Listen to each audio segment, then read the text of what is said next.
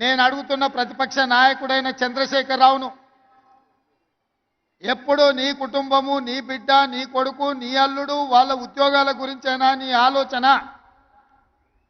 మా పేదోళ్ళ బిడ్డలైన మా చెల్లెళ్ళ ఉద్యోగాల కోసము, ఆ ఉద్యోగ అవకాశాలు వస్తే వాళ్ళు జీవితంలో స్థిరపడి పెళ్లిళ్ళు చేసుకొని కుటుంబ సభ్యులను ఆదుకునే అవకాశాన్ని ఎప్పుడైనా ఆలోచన చేసిండ్రా?